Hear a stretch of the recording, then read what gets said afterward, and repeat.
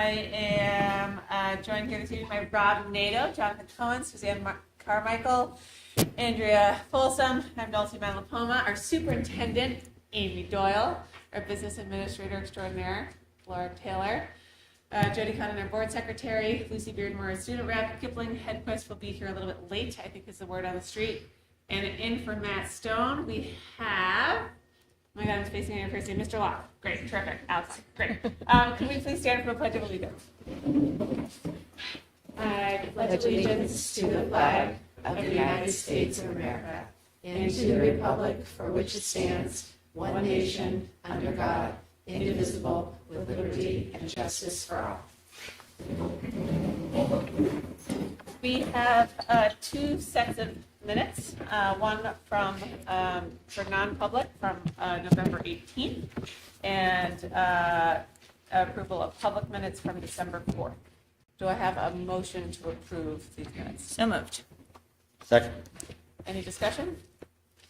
All those in favor? Aye. I abstained though, Jody, from the non-public minutes on the 18th. So, okay, great. Welcome everyone. We are at the first public comment portion of the evening. If you'd like to come up and make a comment, please state your name, address, and we ask that you keep it to 3 minutes. And there will be a second one at the end of the meeting as well. Okay. Terrific. Here we go. Lucy, do you have any student rep comments for us? I do. I have a bunch. Some solo comments today, but we'll get through it. So first, sports update. Basketball season is underway. Both boys and girls varsity teams are undefeated. The girls' home opener is on Wednesday, so tomorrow. And then there's also a game for both teams at NHTI next week on Monday. First Alpine race of the season is tomorrow at Bretton Woods. Middle school basketball teams are doing well. Nordic teams, middle school and high school, have not started racing yet. And then the ice hockey home opener was postponed, but starting shortly.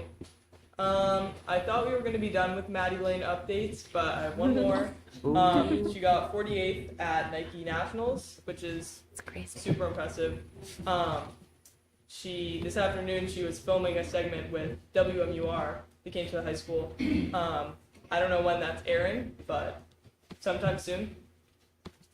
Last week we had a few concerts, including the high school band and chorus concert. I thought it was pretty successful. The senior sidekicks were also there. That's I think, pretty popular program where they have senior citizens paired with seniors in high school, and they go to, like, sometimes they'll get dinner or they'll go to different events together, so that's a really cool program. And they were in the audience for the high school concert. A couple weeks ago, there was the YCLA conference, so Youth Climate Leaders Academy. A few members of our Environmental Action Club, myself included, we went to Holbert Outdoor Center in Fairleigh, Vermont. We went to some workshops and kind of just generally work towards our main goal, which is getting the greenhouse going once and for all. So that's kind of our main focus. Last week there was also a field trip for the World Language Honor Society, where we went caroling to the Pleasant View Center and then Havenwood Heritage Heights in Concord. It was all the members of the Honor Society from French, German, and Spanish, and then any other interested upperclassmen. And we went and we sang songs in all 3 of our languages. It was really cool. A good thing to do for the holiday season.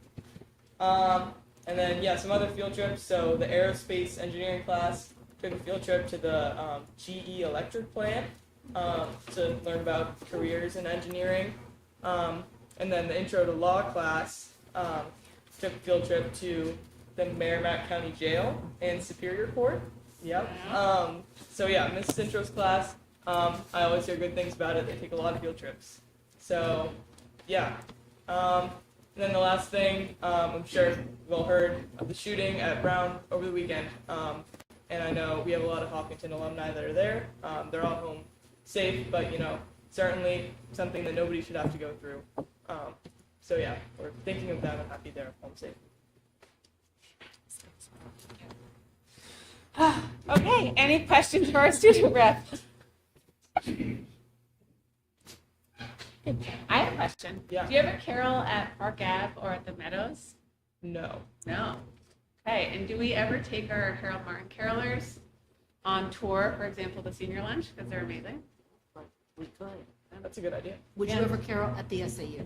That's really I don't know about that. that's a good carol. Do In all the languages. administrative carol. Yeah. An administrative carol. That's a good idea. Yeah. Yeah. Well, it might be nice for senior lunch, but there's a couple. When I was in high school here, we used to go to some of the manufacturer home communities or to Park Ave. So it's nice to do. Yeah, Just that's a good idea. Just like hang out at the post office. Yeah, exactly. Any other questions? Okay, that was a lot, Lucy. Yeah. That's terrific. Mm-hmm. All right, cool. Very comprehensive. Any board comments this evening? Yeah. Okay, we're good? Yeah, go ahead. I was just going to echo Lucy already talked about it, but the band and chorus concert for the high school, Bridget Gaddy just does an excellent job. They all sounded tremendous. They do every year, but I would just like to publicly thank her because I know she works incredibly hard and all of the students did a really wonderful job. So it's very enjoyable. I forgot that I went over on Friday to tour CRTC in my role at Stark, but also I had a nice little Hopkinton board on my name tag as well. Was served lunch by the CRTC students in the culinary arts program, but also get to see all the things that they're doing over there. And some great programming, and recognized a few Hopkinton students along the way and got to say hi. So that was great. Cool. Awesome. Cool. Yeah. Glad you were able to go. And I would just say that same thing at Harold Martin. Miss Reese does an amazing job, I think, with those little kids, and they know their stuff. They did the hand jive, and it was the cutest thing I've ever seen. It was great. Can I add that Yeah. last night was the Maple Street concert that I was able to go to that, and I don't think any of you have Maple Street students. So it's the beginning. What? You do, but Yeah. no band. No band. So it's the beginning of what happens at the middle and high school. So you get to see from 4th to 6th grade just their progression, and the chorus was wonderful. They also did some hand motions. It was great. Well, great. Great. We saw hand motions. All right. We are so lucky this evening to, I think, be joined by the Hopkinton News Club for the first time ever. Yeah, Am I I'm correct in psyched for that? this. We are thrilled to pieces to hear from you guys. Come on up. I mean, like, do. Good evening. My name is Carson Morgan. I am the executive producer at the Hopkinton Middle High School News Club. And I'm Isabella Correa. I am the only editor. So, as the executive producer at the News Club, I plan our bi-weekly meetings in which we plan out our upcoming episodes, so what stories we want to do, and then we delegate reporters to work on those stories and anchors to also work on those. I also sometimes help with teaching some of the other students, since the club is very new, so a lot of them don't have a lot of experience. So I believe it was the 2023 to 2024 school year that News Club was originally suggested to the school board, I believe, by a few students, but nothing happened that year, I believe. So I am originally from Pennsylvania State. I went to middle school there, and I was a part of the News Club there. So I learned a lot about journalism and the. I learned a lot about journalism and how like a news club could run for a school. So I learned the script writing, the general ethics of journalism. Sorry, not ethics, etiquette. Script writing and video editing and video recording as well.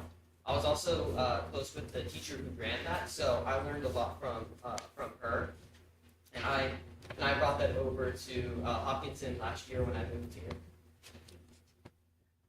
So I'm just gonna go back and say how like I started joining the news club. So last year, Karsten sent out this little email or Miss Intros that was saying, "I'm starting a new club.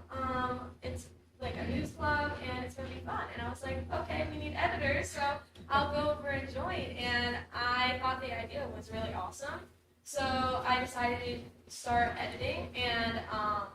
So basically, when we started editing, we just went around to all like the school events that were happening, kind of like what she just presented to you guys is what our videos are about. It's just taking all the news that has happened throughout the week and just compiling it into one video so the students can have something to look forward to every couple times a month.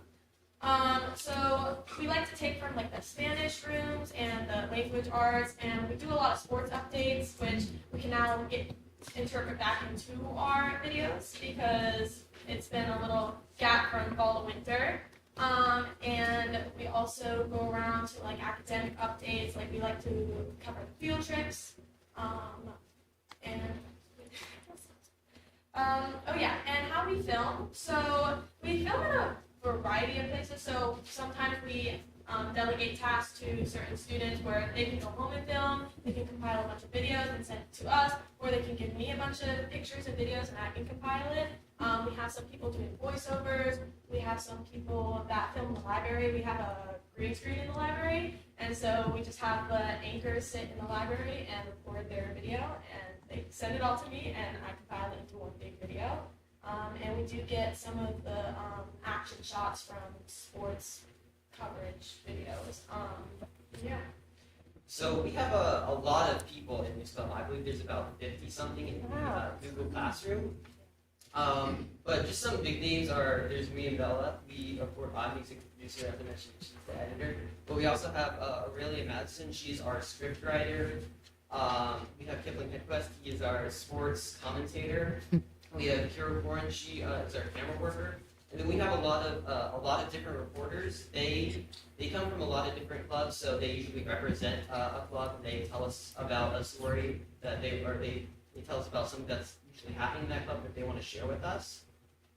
And then we're also looking to apply for a grant for the news club. Yeah, so we have been facing a little bit of a struggle with the new law that came into place this year about no cell phones, because I mean, last year's yearbook class, it literally ran solely on cell phones. Like, we'd go around and interview people, we'd do our little filming, and I mean, this year it's been a little bit of a struggle, especially since like only the upperclassmen in the high school, like the seniors, are allowed to have like a personal device, not a phone, but I have an iPad, so I can take my big iPad and I just record them in the library. But next year I'm going to be gone, and next year I don't think the seniors are going to be allowed to have personal devices. So we've been trying, we really needed like cameras, and we need like a tripod stand, and just like overall like microphones so that the video quality and sound quality is to par. And we're also in the midst of trying to find a new editing app, because the one that I use, I pay for personally, since I already had a background in video editing.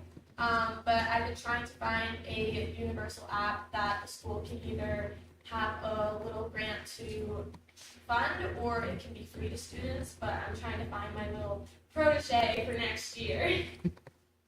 Thank you. We also have a video, our latest News Club video that was showed to all the students throughout the school. I believe it was at the start of the month. Yeah, I'm pretty sure this is our Thanksgiving special. So Oh, yeah, there will be so our fan favorite thing at the end of each video is interviews. Sometimes it's the middle school, sometimes it's the high school, and so we have our anchors go around and interview kids. And this question was, "What's your favorite Thanksgiving food?" or "What are you going to do for Thanksgiving?" So a lot of people were excited about that when it aired. Could we ask questions when we get it set up? Yeah, sure. Do we have any questions from the board?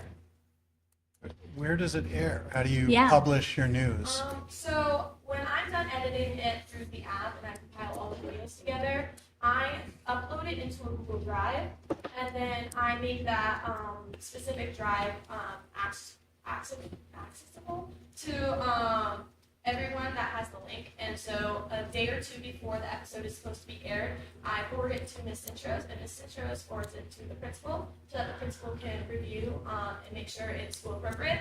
And then he will send it to all the teachers maybe a day of or in the morning of it's supposed to be airing, and then everyone just clicks on the link and broadcasts it on the projector or screen. So it's a video that then they can Yeah. click on and watch. Yeah. Like So on it's- YouTube or like what's No, that? it's through Google Drive. Oh, just through Google. Yeah. Drive. Okay. Thank you. That's great. Do you have a favorite news anchor? I don't think I'd be allowed to. I can answer that question. I did have a favorite anchor last year because she was our first anchor, so I really appreciated her stepping up into this new and scary role. So it was Heidi Archibald. She was our #1 anchor. She was always there. This year, I can't say I have a favorite, just because we switch our anchors a lot so that everyone has an opportunity to be in front of the school. So. Oh, I was even gonna mention just historically, like Walter Cronkite or Tom Somebody famous. or like Barbara Walters. I definitely thought you But meant you're into No, this all right. too. Yeah. Yeah, I don't really know. It's very diplomatic, though. Very good. I just decided to join the fun, so. Yeah. When MUR was doing the piece with Maddie Lane, did anybody from the news club get access to any of the reporters from MUR that were in the building? to talk to them, or Ambush them. no, just to have I some. believe we did a story on that. We did do a story on Maddie Lane. It was a video from one of her meets, and it was like she was coming in first place by a long shot. So we did cover her. I'm not sure if it's in this video or not. No, it was a older one. I remember Kip did that one. Yeah, we rely on Kip to get all our sports updates. Amazing. So you guys broke the news first for Maddie Lane. That's right. Breaking news. Yeah. Exclusive. Yes. Okay, cool. Sorry, I'm having technical difficulty now. I get it. Sorry. Do you ever, as a club, watch old or like professional news anchors though for like their stylistic cues or the way they approach a story? Not in a while, no. I used to present some of the videos from my middle school times, but that is a good idea. We should have a meeting where we study how professional anchors do it. And do you all have a particular way that you like stack your papers? We usually have. No, that would be awesome though. No, I edit them in a little office area, but usually we just have a computer screen on like a Google slide, and they just read off of it. Okay, that makes sense. Yeah. Is it ready? Okay, we're ready.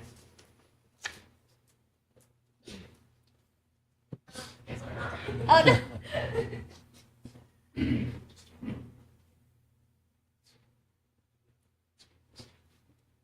Yeah.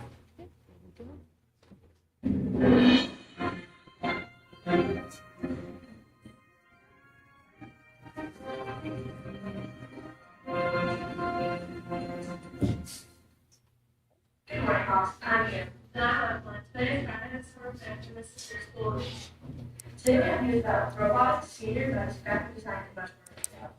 Please now stand for the pledge of allegiance. I pledge allegiance to the flag of the United States of America and to the republic for which it stands, one nation under God, indivisible, with liberty and justice for all. Thank you for the pledge of allegiance. Now for robotics update from Sarah. Hey everyone, we are the school's robotics team, and we're here today to update you on some of our latest events. At Battle of the Bay, we played fiercely and ended up the captain of the second alliance, ranked 3rd overall. At Girls Behind the Alliance, our girls fought their way through the lower bracket as the captain of the 7th alliance and ranked 6th overall. Thank you, Sarah, for that robotic report. Now to pass on it from myself. Good morning, Ross. Over the previous week, the Hopkinton environment looked interaction with the high school space. During this audit, they dug through and sorted the high school's trash to find out how much of the trash was actually usable. And this is what they found. Okay, after sorting through all of the high school waste, we figured out that about 60% is something. So, do better next time. You're kind of fun. You should join the ACT. Thank you. I love that trash. Now, let's hear by Brian. I would say, Okay.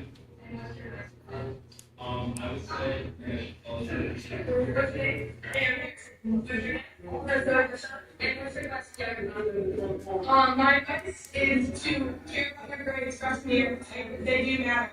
Don't slack off. Keep your GPA. My advice is there's a lot of classes you have to take senior year, like civics and personal finance into it, which is my advice is to get one of those done junior year. Like you have to go ahead and time to maybe either personal finance or a second English last year, because there were a lot of classes I wanted to take this year that I didn't because I had to take most of it.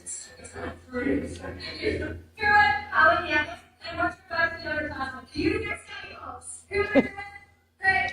And what's your advice to the other class? I'm showing with practicing on practice sides. Good morning, everyone. As part of the year, we completed class on graphic design. Practical topic only covered in the 10th grade graphic design institute. The graphic design class teaches 4 programs: Adobe Photoshop, Adobe Illustrator, Adobe Premiere Pro, and Adobe InDesign. Each program specializes in parts of graphic design, including but not limited to photo editing, digital art, logos, icons, movies, and online video editing. Brochures, flyers, and magazines. Through these tools, students are taught principles of graphic design and how different designs may appeal to someone better than another one may. That's how it's going to for the interactive graphic. For the holiday season, Interact Club is putting on a food and hygiene drive. Until Friday the 12th of December, students can make their donation to label bag for their advisors. You can also make access to HMHS Mental Line Food Drive. The items will go to pantries in Concord and Manchester. National High School Thanksgiving. What are you thankful for? I'm thankful for my family. And what's your favorite Thanksgiving food? Green bean casserole. Hi, who am I here with? Brooke. And what's your favorite Thanksgiving side dish? Mashed potatoes.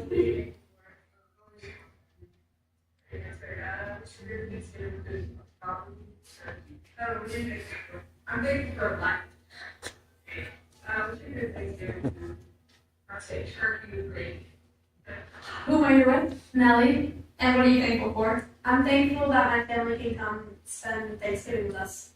What are you thankful for? I'm thankful for my cat, Scout Patty Sniff. And what's your favorite Thanksgiving food? Scout Patty Sniff. What are you thankful for? I'm thankful for pickles and pickles. And what's your favorite Thanksgiving food? I'm thankful for my wonderful students. What's your favorite Thanksgiving food? My favorite Thanksgiving food is cranberries.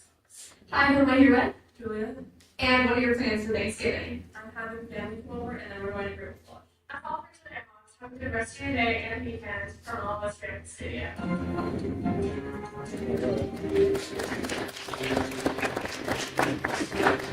That's pretty good. That's great. That's really good. Any other questions for our Hawks? So are you guys thinking career path? Is this somewhere you're going to want to go, study, explore?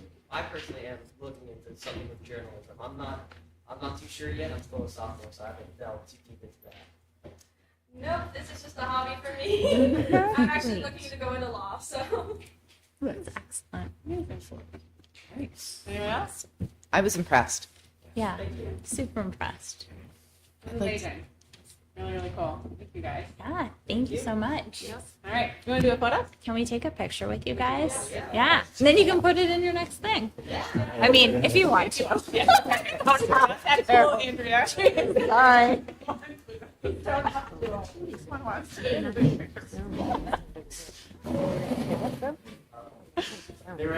We're going to face this way. That lady right up there. Love to get my news that way. There's my sticker. I know news channels are taking.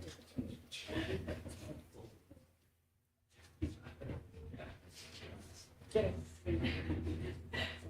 3, 2, 1.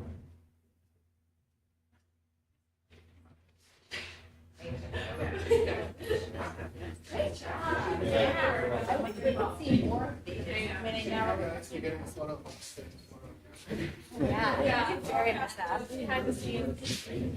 Did you guys want to do a photo? A lot to be able to edit. Well, you know. You're always doing I'm always doing stuff. pretty good. I know, I was thinking, I was like, ooh. I feel like there's a phone call though. Thank you so much. Or the monitor or something. We need to get journalists in here. All right, cool. That was amazing. That was super great. All right, next up we have Mr. Feller and Mr. Houston, I think, from the town CIP committee, or just Mr. Feller? All right, come on up. Do you want to sit at Kip's spot? Is that okay?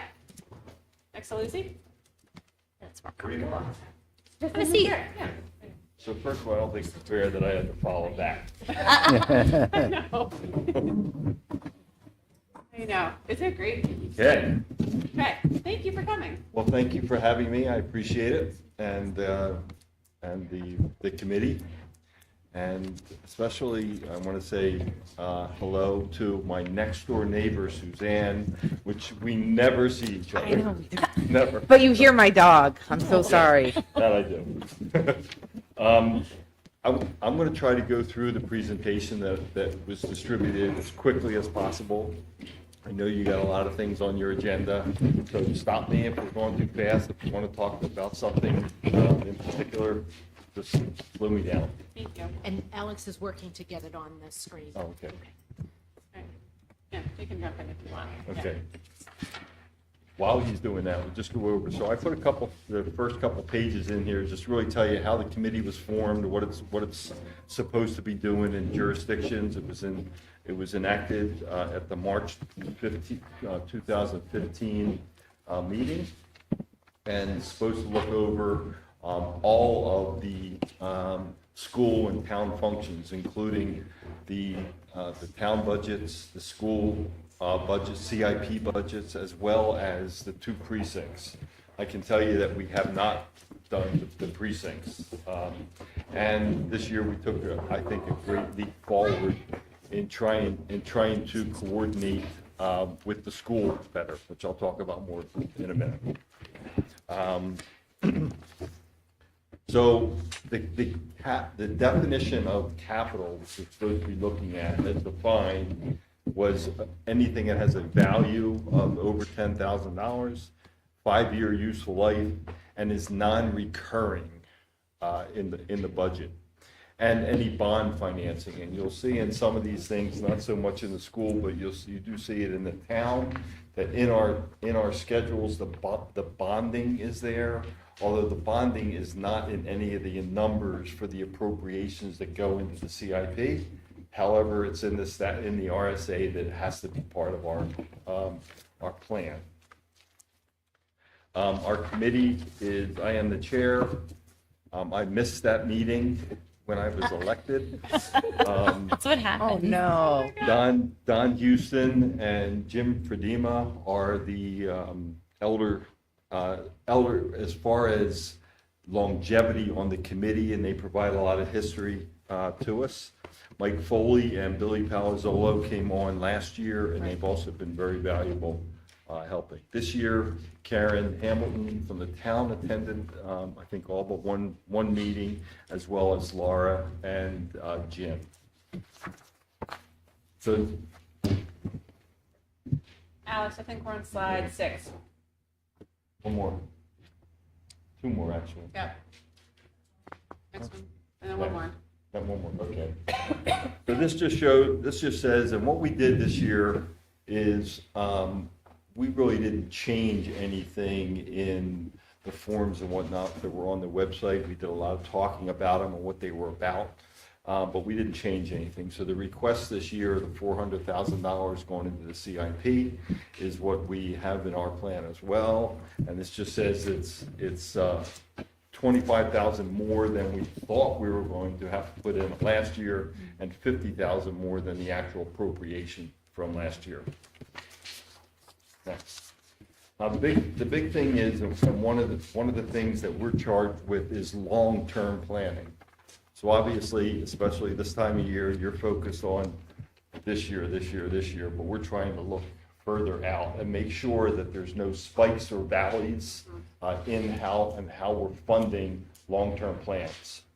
So that's one thing that's a lot different than a lot of the detail stuff that everybody is doing right now. And if you look at this, and you can see that the funding goes up. Obviously, it goes up.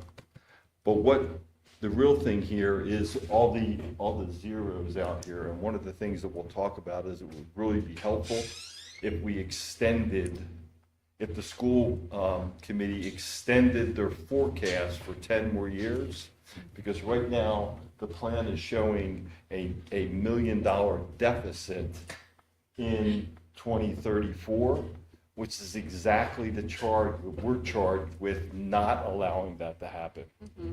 And we understand that the deficit is because there are a lot of expenditures in that year that no one really expects to all happen in that year, but they're there as a placeholder. We just want to spread them out so that we can see level funding. Okay. So the next slide here, these are the topic points that we really wanted to point out. First of all, Laura and Jim have been invaluable to the whole process this year. They were at every single meeting except one, I believe, and were active participants. We had tons of questions for Jim. He provided reams of data on everything with good, clear explanations. And this is leaps and bounds above anything that's been done in coordination with the CIP committee and the school in past years. And we just want to thank and recognize both of them for all their participation. The one thing that we talked about a lot was the format of the CI plan itself. And the format that the CIP committee uses is we try to get as much information as possible in a concise format that can be easily read. And we think for a public use, it's a better format than what the school is currently using. The school is currently using, I think in last year's report, it was 7 or 8 pages in what we have in 1 page. So we'd really like you to consider for any public presentation or whatever you consider that format. So last year, one of the recommendations was that we thought that there were things in the CIP plan that should be in the operating budget because they didn't fit the definition. And the school, you folks recognized that and did move everything except one item. And the only item that wasn't moved was the repetitive nature of the furniture and fixtures. And we just like to have a kind of a discussion, not for this year, but going forward about why you feel that has to be there. I think I understand it, but we should have more of a discussion so that everybody's on the same page and that we can ask the question of, it's a recurring expense every year. Why do you think it still is here rather than in the operating budget? The 10-year plan we already talked about. Yeah. So the whole idea with the 10-year plan is just to show that it's not negative, that we are managing the long term. Also, we'd like to understand the board's philosophy going forward on how you plan to use the fund balance to fund capital expenditures. Because we need to kind of make sure that we're not planning on appropriations in 2 places. Okay. And again, that's a discussion to be had in the future.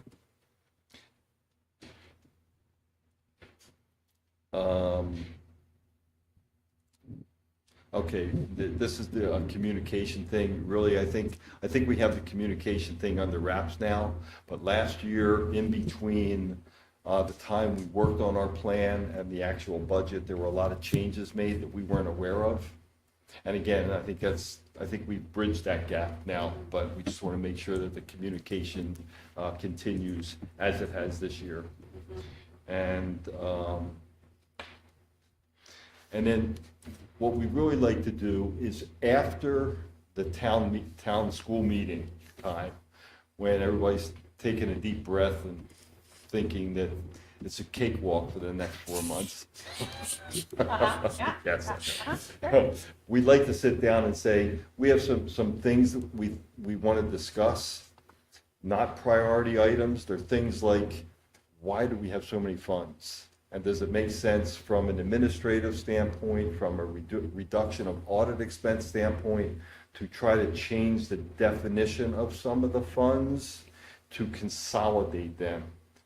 I just think we just think it would be less of an administrative burden to do that. There might be good reasons why we shouldn't do that.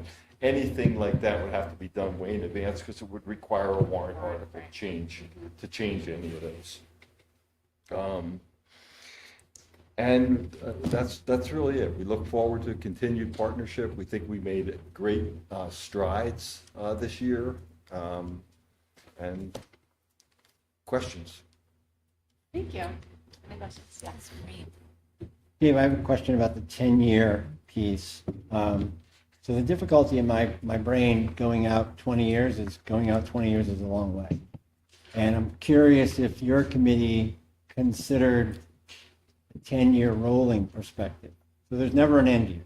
This year's 10, is next year's 9, so on and so forth, rather than trying to project so far out into the future where, we don't know the nuances of funding, we don't know the nuances of technology, all of those variables. I mean, we certainly know, the replacement cycle for certain things is, 30, 50 years, but that's a projection, not necessarily a reality. So how would that change your dynamic, particularly in terms of seeing that negative number on the inside? So, first of all, we're willing to talk about anything, okay? Managing this huge spreadsheet, making sure none of the numbers go negative is a task in itself. So I'm not against shortening that time frame at all. However, it does need to. So if you're planning out, well, I mean, to me, the right time period is probably the life of a roof. Okay, because they're big expenditures. They're $1 million expenditures, probably. Okay, so what is that time period, Rob? I don't know, but we're happy to sit down and come to or take the expenditures that are in there and move them out further into a different year so that they're not driving that number negative. That's the big thing. Is we don't want to present negative numbers. And I think in the document that Jim uses as a working document, that's the variable, right? Things move from year to year, that it may be a priority, but it gets deprioritized and moved into the next year. And I understand your point about public presentation versus working document. I think the challenge for me, and we'll have a discussion at our CIP meeting, is what's the time frame that's realistic? I don't think a 30-year time frame is realistic. I understand why you'd want to do it and say, yeah, roof is going to be every 20, 25, 30 years.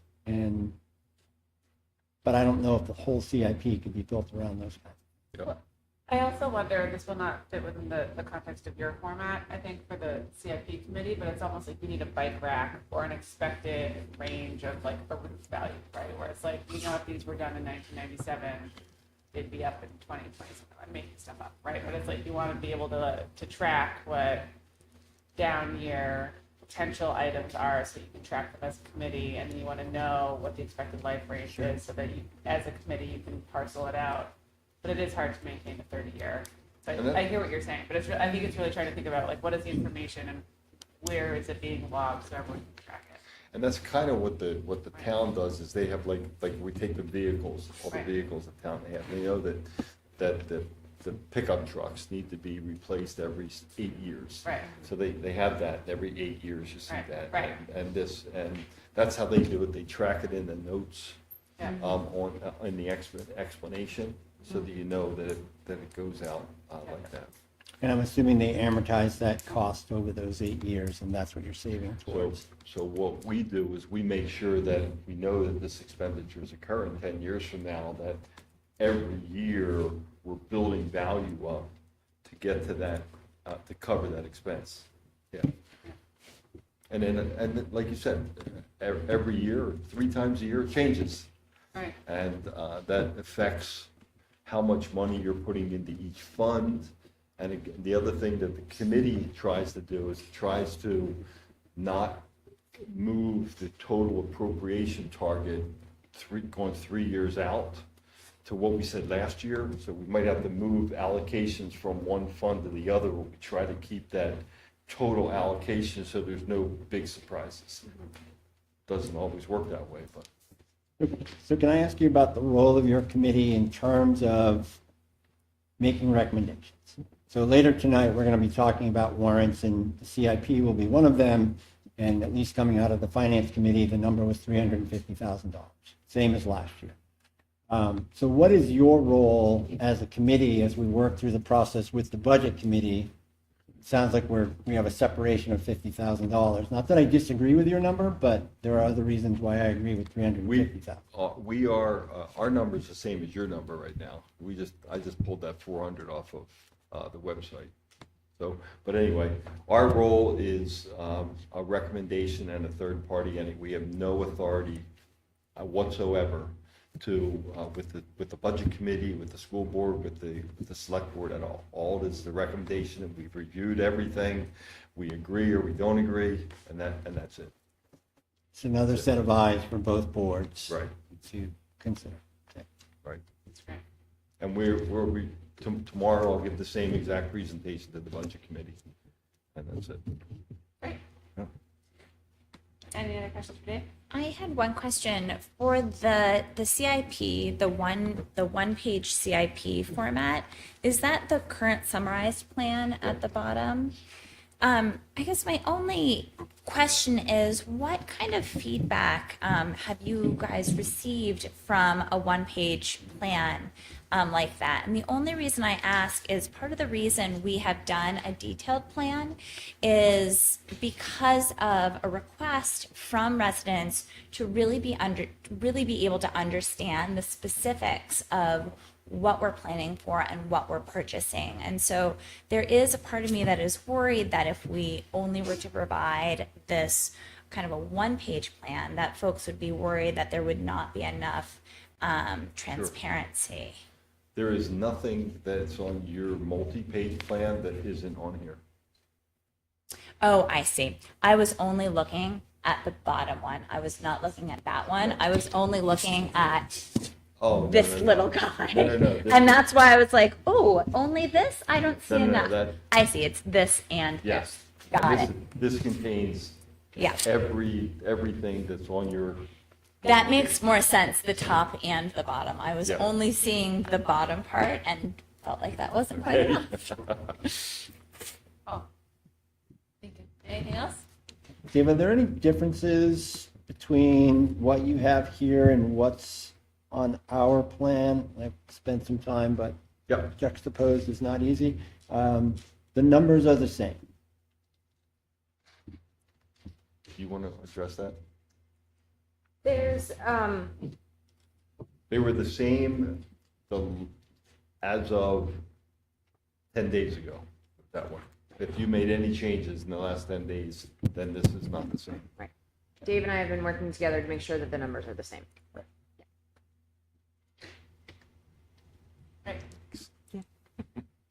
Thank you for your time with both Jim and Laura and looking at schools. We really appreciate everyone's time who looks at our stuff. So thank you. Okay, thank you. And this presentation, very helpful. Have fun at Budget Committee tomorrow. Hey. It's a great group. Thank you. It is. It's a party, Mr. Houston. It's true. All right. Hi, Kip. How's it going, How's guys? it going? Doing well. All right. Next up, we are going to hear from our directors. Jim, want to come on up? Oh, really? He's first in line on the thing. They drawn straws up Alphabetical order. Oh, do you want me to sit? Or do you want Oh, I was looking at the side. You want to sit over here? I can move again too Gotta if you get want. back to my What do you guys want me to do? That's right there. Wherever. Yeah, go over there. Thanks. I look better Yeah, against you look better over here. Just made me move my back. I know, right? Take that. Yeah, I'm not sure what that meant. It looked better against I'm it. sorry. He doesn't want to be. He doesn't want to be in with us forever. How about this? I'm gonna take it as a compliment. Yeah, you should. You should take it as a compliment. All right, thank you so much, Jim Rozicki Facilities, for another update. Boy, it seems like, every 3 months we do these, and I'm thinking like, wow, those 3 months went by really fast. I don't really know what I did. And then I started looking at my calendar, I'm like, oh yeah, we did a lot, so. Again, same format as always, just want to start with some staff highlights. I brought this up at the first one, but Deb Bootwell, that was here for many, many years as first shift custodian. She resigned, moved to down south to be with family, enjoying herself and enjoying her grandkid. They found a house, but it was all part of the plan over the past 2 years for her to move on. So that left a vacancy. Luckily, we had a candidate over at Harold Martin, Scott Muzzy, which is second shift. Immediately jumped into that position and wanted it, but we did post it for our CBA, and he got it. So that left a vacancy over at Harold Martin in the evening for somebody new off the street. So we posted it internally and externally. It took about 5 weeks to fill this position, which was a little bit longer than what I wanted to. But anyway, we had a couple good candidates, but we landed on one that has been doing phenomenal. He started on November 10th. And you're probably asking, like, what did we do to fill that 5-week gap? We used some overtime, and also we used James Terrio, which is over at the high school. He's not just over at the high school, he's our supervisor plugged in to that shift as well. So Harold Martin, it's a tough schedule. I mean, those classrooms there at that grade level, you have carpet, you have hard floor, you have sinks in every room, you have bathrooms in some. It's just a busy area with small furniture, and it just takes a little bit longer to clean than zipping around the high school classroom where everything's kind of neat and orderly. So it took a little bit more work to cover that, but again, no steps lost. We had it filled, no problem. So that's it for staff movement. Another part that I want to highlight for staff is that they did all the mandatory trainings. With the 5 new people that we've turned over in a year, a lot of them didn't do the mandatory 2-hour asbestos training, so they did that. So now we're completely good. And then our maintenance gentleman, Rodney, did the underground storage tank operator certification program. Oh. I want to be transparent, like we're supposed to have a certified operator. When I started, I went through, it's a hard test. It's like 125 questions. I failed it the first time, and I was like, okay, you got to really study for this thing. So he did it. He did it really, really well. I'm up as well, I think, in February of 2026, so I'm going to be looking back at my notes to do it again. Looking forward to it. So that's it for staff. Our work order stats, as you can see here, quite a bit of corrective work orders this fall.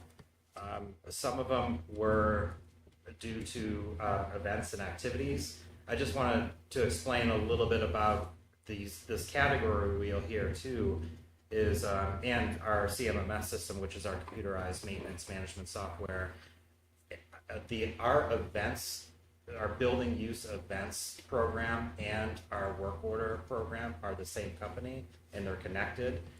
So the reason why we're increasing on work orders is as there's an event put into the system, it generates a work order for custodial services and HVAC. So anything after hours says, hey, there's an event and activity in this place, I need heat. So it's a work order to me, yours truly, to go into the computer system and program the heat for that time.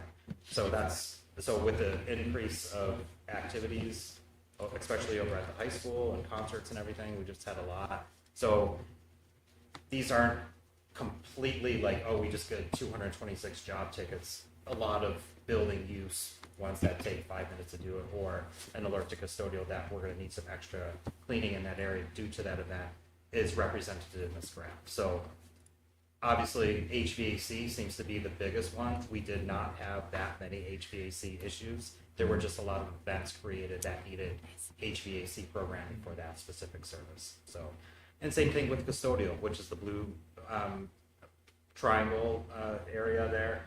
That's request for custodian for a particular event or cleanup. Safety is all our normal, which are our scheduled PMs. So it's the oil readings, roof checks, fire extinguishers, all our general stuff that the custodians do on a weekly and sometimes monthly basis. So I hope that makes sense. Okay. Very helpful. Sure. I'm not going to go through every single one of these, but I'll just highlight a couple for the public.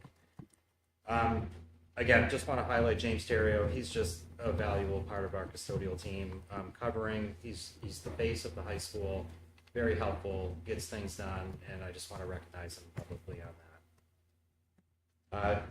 I hope you guys also seen, I put a slide deck in the board folder. Awesome. So you'll see, I want to highlight some of the new equipment that we got this year. So you'll see Dave, it was interesting. I'd never told him to give him thumbs up, but both custodians at different school gave thumbs up in the pictures next to the new machine. So new auto scrubber here, new the Kayak restroom cleaner, which is a power washer and vacuum. We've got delivered. That's working out extremely well. Actually, I just got a plug to buy more of them, but we're gonna have to budget for them. The plug was from me. Yes, Plug in exactly. action. And then that fancy thing on the for the gym floor, it's basically an 8-foot long bar that we're able to do a wet mop of the gym floor, especially right before games, and turn that gymnasium around in half the time. So that seems to be working out really well. It's not only doing a good job, but added a lot of productivity, and we're able to turn that over faster. You can see in the pictures as well, we repainted the weight room the day before Thanksgiving. We also put some new cove base in. It was very shabby. I know that the pictures don't highlight the whole. I'm not great at pictures and putting together slideshows. I just want to say that. But I don't think you yourself. That's great. it was a good in-house project for the team to do. And then I'm sure everybody was waiting for this one, is with the cold temperatures, much earlier than expected. I think I just looked it up. We had 22 days so far since October 1st that we were under 20 degrees and 8 days under 10 degrees. It's been really cold. So we went straight into winter. Our systems are working very, very well for these cold temperatures. So usually we have a gradual, incline into the cold temperatures, where if something happens, it's not so bad and super critical like next day stuff, but I'm just glad that we're doing really, really well with our machines. Not to say that everything's always hunky-dory. Our pellet boiler is just finicky as all get out. We had a big expenditure to replace the tubing, which is the feeder into the pellet boiler from the silo to the boiler. So that was down for 2 weeks because it cracked and got damaged, and there's a big, almost like a screw inside there that brings the pellets from the silo to the boiler. That failed from age and being outside, so that kind of stunk. We ran 2 weeks without the pellet boiler, but we got to really test out the new gas unit that is working like a top. So it's been great. I just want to say as well, for people to know, we have 9 boilers in our district. And we have 3 different fuel sources. So we're constantly juggling that. And they're all different ages, as you can see on the capital plan, plans to replace. But that's what we're working at as far as our heat systems. Of course, we forget all this in the summer months, but and probably about maybe 60% of our issues are building automation through our controls. Again, we've been beating this drum a long time. We have a beyond end of life control system. We're going to start replacing that in the next 2 or 3 years. Again, the things that fail on it are replaceable, but it's just old and ancient, and it's going to need to get done in the next couple of years. So. A little bit more on some of the projects that are already done. We applied for 3 different rebates for the big projects for air units, hot water tanks, and boilers. So we were awarded $28,000 for those rebates. We have not received all the checks yet, but thought that was a cool number to share. I also just applied for the one that was approved with fund balance, the last remaining R22 unit that's actually getting done getting completed over the Christmas break at the high school. I don't know the number of that rebate yet, but that 28 is going to go up. So I feel really good about that. There was another round of safety grants that were put out by the state DOE. They were a little bit more narrow in their description of what we could apply for. So I only put in 5, 3 of those being for the new middle high school security redesign. If that would have a potential of being deducted off of the redesign bids that we're receiving for that. So, but again, we won't know that for probably the next couple months. But just so you guys know, all in all, it's the 5 that I put in for total $51,000. So I just really want to reiterate again, like I think we were over $300,000 worth of safety grant money that we got for free from the state by just applying. So that was the cameras, walkie-talkies, card access stuff. So we have a pretty good track record, and hopefully we can get a little bit more money out of the state. Other things to highlight, Chris, Kelly and I over at the high school put together a gym renovation plan with painting beginning this summer. We really have been trying to work at just revamping that space and freshening it up quite a bit. So floor is getting a little bit older. Our wall pads are getting to be in poor shape. And again, I think it could be very, very brighter in there. But you're keeping the Hawks mural. We're talking about that. Yeah, there's some really cool things. We reached out to different The really good one. different schools and stuff like that. Just asked them for their pictures of how they redid their gym. So they have some really, really cool stenciling that's big and bold and looks really cool too. But we're just at the beginning stages of that. So I take it. Don't tell Right. Tracy. This town needs a little bit of warning for any changes that happen to spaces that they're sentimental about. Consider this be the first warning if anybody has other really seated But emotional change is great. attachments That to sounds it. great. Thank So you for it's caring for December. it. We got 6-7 months before we start the project. Feel free to email me. facilities@sau66.org. I've done this before. People spoke up, so I'll Thank listen. you for, I'll for, listen. for taking care of our gym. Yeah. Thank you, Dulcie. 2 other things that really been taking up a lot of my time this fall, working with these 2 gentlemen on the CIP committee. We spent hours in very cold rooms talking about numbers, and it's been fun. I think we got to know each other a little bit better, and we didn't always see eye to eye on things, but we were able to talk those things out, and I really feel good about the work that they're doing, their suggestions, and they were very complimentary of us as well. So it's been really, really good. And then our security redesign. That is, Rob and I spent a lot of time together this fall as well, at the same places we did the CIP stuff. So my days and evenings and early mornings have really been tied to those things. Just a little bit about the security redesign. We did the pre-bid walkthrough. 6 different firms came to the walkthrough. We personally invited 5 other firms to attend. 3 out of those 5 did not show up because of workload.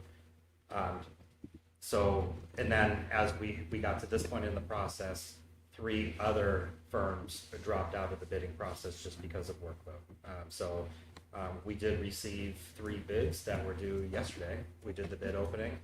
And on Thursday of this week, we're going to be doing interviews with those 3 firms all day. We're going to be in a room all day again together, trying to button this up and ask some really good questions. So we're excited about it, and it's great that time is paying off. So, and then if we go forward with it, then it's going to be another set of work. But I got to say too, through the process, the contractors had really, really good questions. I was very communicative with them as far as like all of them together. Like when there was a question or I needed to relay information, I would email all of them at the same time in the same email. So everybody got the same message. As everybody gave me different questions, I compiled 3 pages of their questions with answers and emailed all those same things back to everyone. So everybody has been on an even playing field thus far. It was also cool that there was, I don't have the number, I think there was like one day for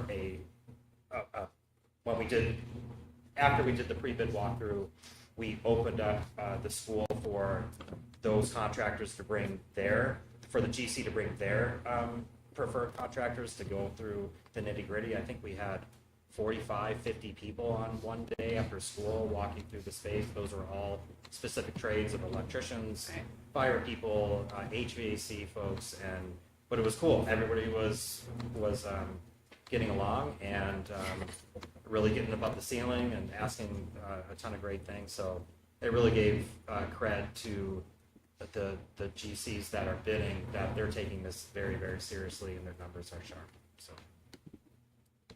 I know I'm talking a lot, but two more things I got to just finish up is, the R22 unit, that's going to be done over the holiday break, but I will say that they've been busy at work for when they did teacher workshop days, they did the day before Thanksgiving, things like they had to move a sprinkler pipe or run some electrical conduit to the new unit, just so over the next 2 weeks they can just set the crane, get the crane, get the unit, set it on, and we'll be running right after the holiday. So with the new unit.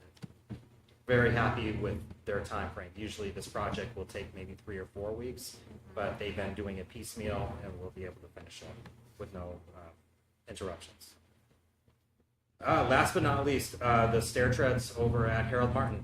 Again, the year on fund balance project, finally getting them done. The pictures that I showed you were taken last Thursday when I uploaded it, but they started to do that in the evening hours last Tuesday. I think tonight or tomorrow they're going to be finishing up all four, the rest of the 2 that they were working on, so that project should be in the books.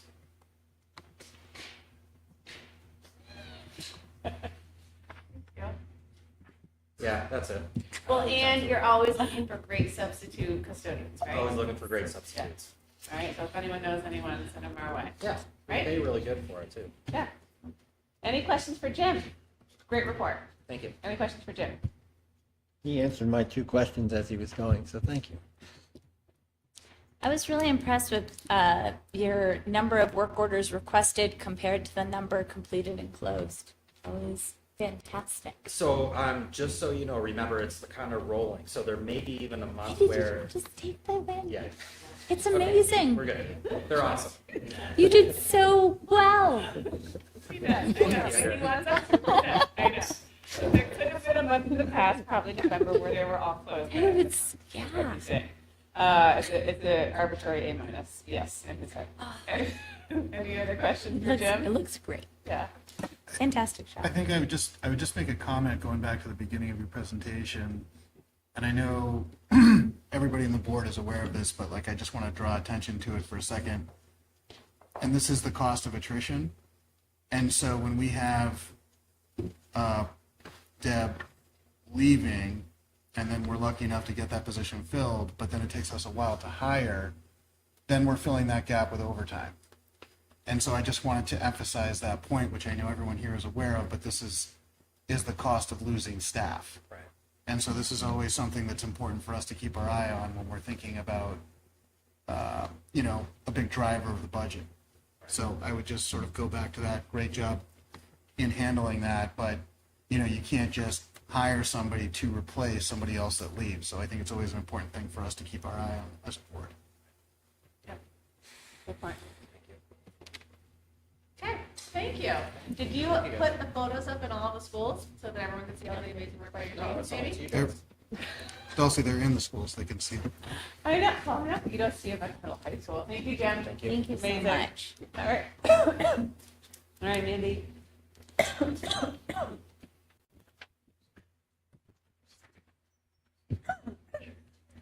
Sucho. Thanks, Dave. Thanks, Dave. Bye, Mr. Keller. Good. I just followed a lightsaber. You're great. Go for it. Oh, you Mandy. did? Yes, great. That's what you did?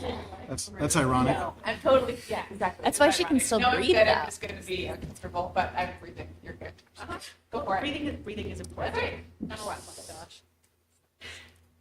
So as you see in your report, I tried to mimic some of the same data I gave you a year ago in December and tried to mimic some of those so you would have those numbers. The only thing I did differently in that first paragraph was really talk about, and I separated out the number of students that are currently active with IEPs versus who's in the referral. Where last year you got the 195 number, that was even in referral. So I separated those two numbers out just to have those. And I know that the numbers already changed since I wrote this and submitted it last week, because that's how this works in my world. They're going to look completely different tomorrow, and that's okay. So really, as you can see, like the bigger shifts in the primary areas of disability were in the other health impairment piece, and 2% went down in developmental delay. Some of that could just be because of developmental delay. Once you turn 10, you're no longer eligible under that category. So if we had a triennial, student was 9, we can no longer even consider developmental delay. So we have to look at another area. So I can't say that shift or that smaller percentage there was the increase in other health impairment. Unless I dug into every individual file, I'm not going to be able to give you that number right now. But there certainly could potentially be that, where if a student came in and there was definitely some things, I have to stop with the kiddo, I'm working on it. It's one of my goals. If a student comes in with developmental delay, there's things going on, but we're not quite sure. But they also don't have a medical diagnosis. Right. By the time they're no longer eligible for developmental delay and we're reconsidering what the next category is, they may have a medical diagnosis, ADHD, anxiety, any medical diagnosis. Would fit under there. So there's no way to know for sure how much of that decrease in developmental delay went over to the health impairment category, but it's certainly something I want to pay attention to make sure that anything we bring to the table for our teams and our teachers, we can address some of those things, maybe even before they become a special education issue. So we're going to keep an eye on that and see if there is a connection, if there's a pattern to it or something like that we can look at. There's certainly an increase in medical diagnoses for sure. I remember seeing something on a report that just spoke to the prevalence of autism, and it even blew my mind. I was like, I feel like I'm going to have higher likelihood of being diagnosed with autism than I am the flu, which is scary, but also eye-opening stuff to pay attention to and really figure out the diagnosis patterns, what doctors are looking for. But you can come in with a medical diagnosis, you still have to be eligible under our educational categories. So it's a really interesting conversation and something I get excited, and I like to geek out over that research and kind of figure out what we can do different. So I'll continue to geek out over that research and see what I can do different, but it's still something that we always try to pay attention to. I did give you again the breakdown by grade levels. Not too much of a shift really in some of the grade levels if I'm to think about it from memory now, and it's been a week since I looked at it, but it's not too much of a shift. But I wanted to make sure to provide those numbers because I provided them last year. The other piece I just wanted to update on I'm reading it from here because I always say PAGs and then I forget all the specific words. So the program approval and general supervision, that's basically compliance monitoring is what the DOE used to call it. So they come in and they have an entire process that they do that takes really one whole year, that they're going to be looking at things and asking us to fix things and all those pieces.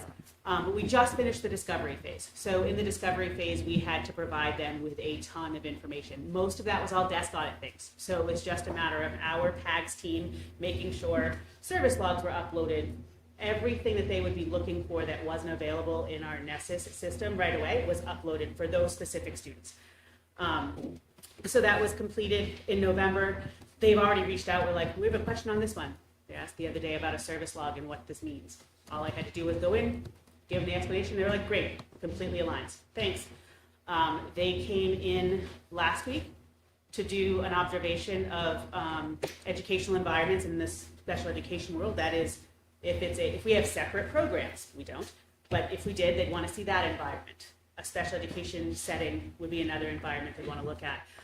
Interestingly, the time frame they chose to come, they only viewed Harold Martin, and there were either push-in services going on or the one case manager that could have showed them actual lessons both of her students were absent the same day. So they got to walk through, they got to talk to people, but they really, except for preschool, didn't get to see the learning part, but they said that happens all the time. So I said, okay, that's good to know, because I felt a little guilty.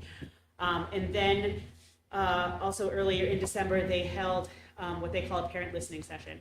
My job in that is to push out all of the data. Please register, please register, please register. I have zero participation in it. None of us do it. The only people who could participate and register were families with students with IEPs. So those are the ones who could go. They just wanted, the Parent Information Center had representatives that were sitting with the DOE. It was all virtual. And they were just asking questions and trying to get feedback from parents on what their experiences were. The only update I have is that 5 people came. That's it. Which I was surprised about, but other people could have registered and received a survey. So we'll get that information too. So if somebody registered but couldn't attend, there will be pushing out a survey for those families to give feedback there. And then so over the next few months, they'll review that. They'll come back and forth with me on, we didn't get this, or we feel like we're missing this. Can you explain this? We'll do that back and forth for a little bit. And then they'll give us corrective feedback, and we'll just keep working through that. So far so good. The feedback so far from the DOE facilitators for the program so far for us has been great. If I had questions, they were right on it. Same. I hope they feel the same, that I've been just as responsive, but it's going well, and I'm excited to get their feedback. The other piece that I put on here is I just wanted to celebrate a little bit of the training we've been able to bring to the table. So as I geek out on research and what we can bring to the table, we need to train people on those things. So we did have 2 case managers participate in the 3-day case management academy. It really just highlights, effective IEP writing, the special education process, data collection, how do we support instructional assistance, those kind of things.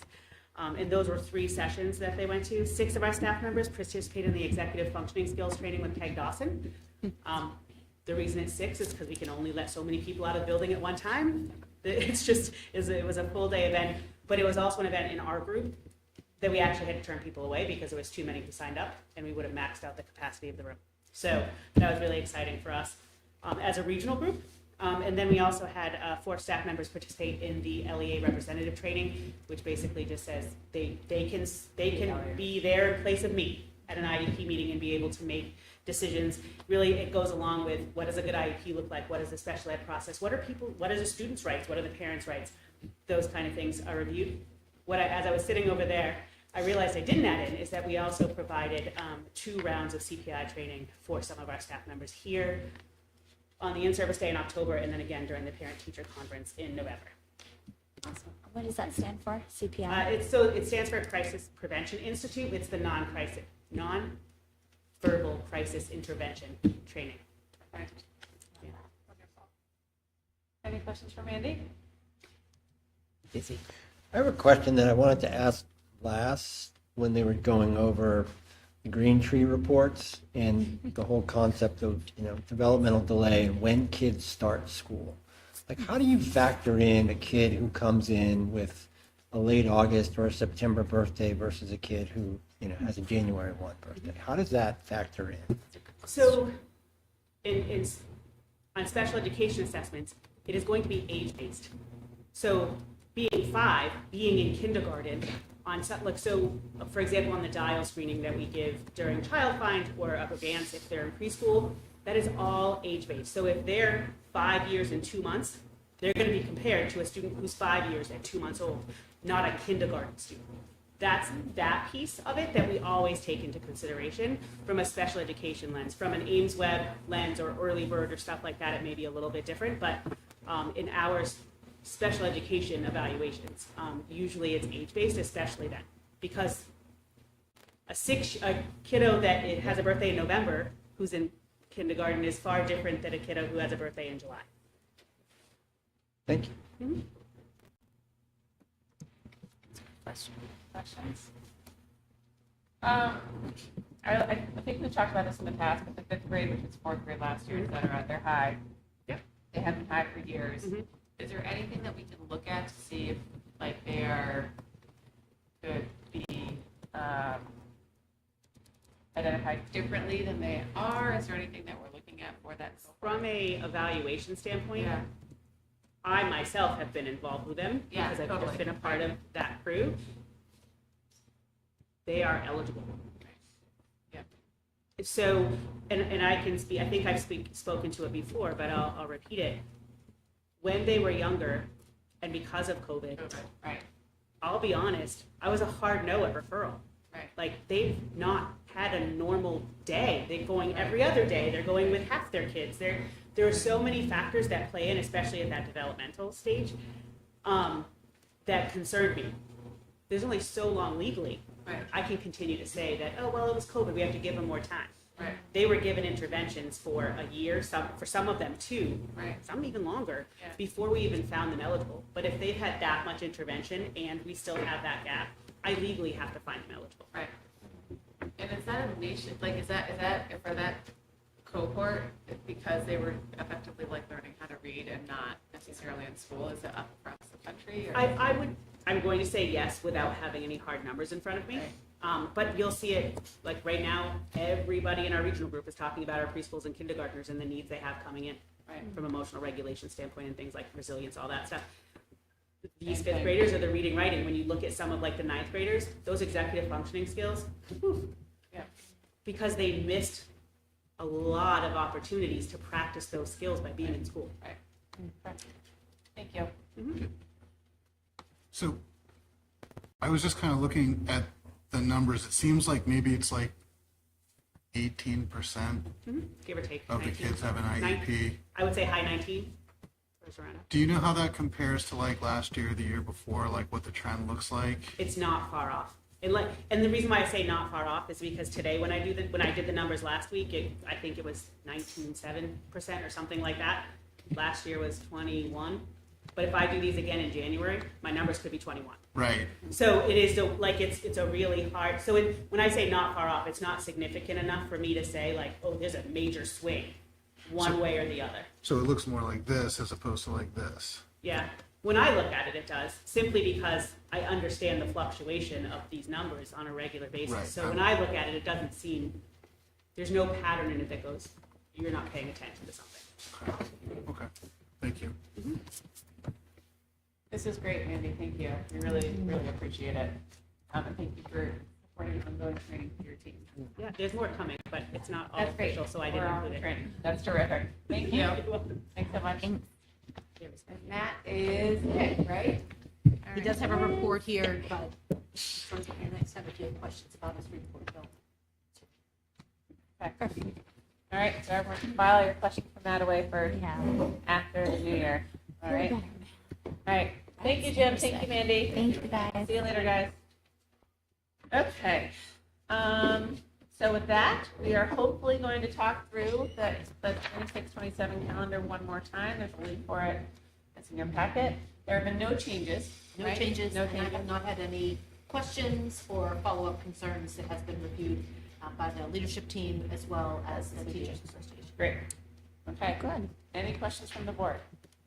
It's going to be an early end to the year. The only thing, and I think I mentioned this in the last meeting, there is an RSA currently making its way through the House where the governor would like all schools to start after Labor Day. So if that were to happen, of course, we would come back and revise our calendar accordingly.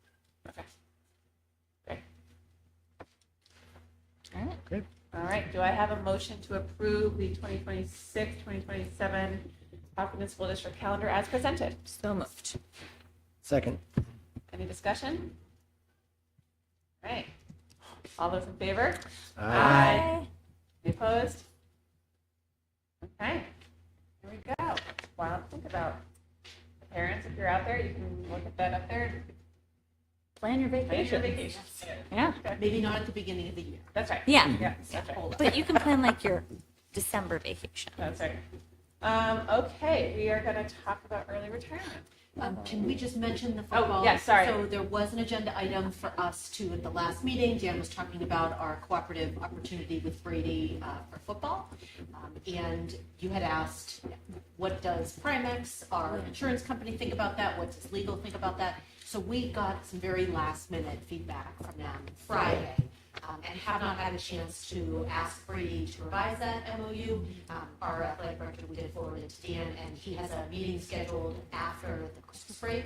So we are hoping to bring this forward for your approval at a later meeting once the MOU is revised as per Primex and our legal counsel. So that may happen on January 6th. It really depends on if Brady, that turnaround time will be enough for you to get those to you. If not, definitely by the second meeting in January. And if everyone also is just needs to file away, we got 4 public comment letters in support of the team, one from Edmund Jacobson, one from Henry Yanakopoulos, one from Jack Morrill, and one from Michael Oberheim, all alumni and former Operative Red Hawks players. So those are posted in public comment, should be available for the public as well. But again, postponing the vote until January 6th. And just to follow up to what you had asked at the last meeting, you asked if it was going to increase our property liability insurance. It does not necessarily increase the contribution immediately. It just inherently is an additional risk that could potentially lead to claims. So it has an indirect potential cost, but no direct cost to our liability. Okay. Does that make sense? Yeah, totally. Does Brady have any concerns timetable-wise with scheduling? You know, the NHIA is usually, if they're going to move divisions, then that would be but I did not get that sense from Dan. When I asked him about it, they seemed to think like an early January conversation would be fine. I think Brady is hoping that they would receive a schedule either way. I believe that's what happened to them this year, is that they went through the process, they have a schedule, and they ended up saying, we're really sorry, we can't field a team. Right. So it's my understanding that that's their plan. But I didn't get a sense of urgency that it had to be before early January. So, okay. all right. Thank you. If you have anyone has any other thoughts or concerns, maybe we could be really efficient. Send feedback to Amy and I, and we'll make sure it gets to you. Great. Okay. Great. Okay. And I would just like to say thank you to those former students that wrote those. I know, a couple Yeah, they're that's wonderful. very They nice. were really, inspirational to read them and the impact that experience. Yeah. Yeah. Sure. Do we have a general sense as to where, I know we had some green lights, some yellow lights at our last meeting. Are we still greens and yellows, or are we greens, or where are we at? Curious. I'm still chartreuse, yellowy greeny. But I think that, just following up on whatever the comments are from Primex, I haven't seen them, but I think we just want to make sure we're good there. But I think if their kids want to play it, and this is a good way for us to let our players play a sport, that feels like a good opportunity that we should absolutely be considering. I was great last time too. And the feedback from both of those groups is not insurmountable. They're really looking at explicitly stating some things in the administrative responsibility related to concussion protocol, health insurance, general liability, just really making sure it's plainly worded in the MOU. Yep, same. Great. All right. Early retirement. We have one early retirement nominee that to approve tonight, and yes, Kathy Cordial from Harold Martin School has decided that this will be her last June, and we wish her. She has been in the district close to 30 years, and has been in first grade. I think as long as I have known her, and we just want to. I'm sure we will celebrate her in different ways as that happens. But she comes forward as your nominee to accept her retirement. We need an official motion. I will make that motion then to accept Kathy's early retirement nominee as the first grade teacher for both of my children. That is not part of the I'll second it. That's first grade teacher for both of my children as well. Really? Yeah. High five, Rob. Uh-huh. Any discussion for the teacher who was my little sister's first grade teacher? She's also my little sister's. Her daughter is my little sister's best friend. There you go. A lot of love for Kathy Cordial. Anyone else? No comment from the teacher that did not have either of my children. Okay. Okay. Great. Awesome. Okay. Any further discussion? She has been a remarkable asset for the district. Absolutely. Really, really remarkable. All those in favor? Aye. All those opposed? All right. Up, the budget. Budget. All right. Or do you want to talk us through? Yeah, so we have new big sheets, everybody's favorite. We took the adjustments that we talked about at the last meeting. I made itemized notes to show their reductions and redid our overview of this. So now the updates are in there. Remember, we were able to cut or reduce by about 75,000, and then we had a required by law adjustment that we needed to put in for an open enrollment tuition line for the new open enrollment laws. And then we did do some changes to personnel budgeting. So the new sheets are available. We will have them at the SAU if anybody needs them. And once Matt Stone is feeling better, he and I can put them up on the website. Great. In your packets is a new proposed budget summary that really shows the detail of everything now. It's not in the large printed packets, it's in your drive. We shared it with finance yesterday and went through it. And with the adjustments, the new proposed budget for all for our operating is $29,301,447, which represents a 4.7% increase. Would you like me to talk about the tax rate at this time? Or keep that for later, or we don't need to talk about it at all? You can talk about the tax rate if you'd like. Okay. So we did get the final tax rate last Thursday, and so our final numbers are in. I speak about a little bit of my financials that come up, but it's $15.36 per $1,000 of property value. It is lower than our original projection when we were doing budgets in March. That was at $15.57, so it's actually 21 cents cheaper or lower than we thought it was going to be. So, right? That's in the current year, not in the Right, but it's this proposed year. budget. Correct, that's for the All 2025 good. tax rate that it, the local tax effort that just got set last week. Great. Cool. All right.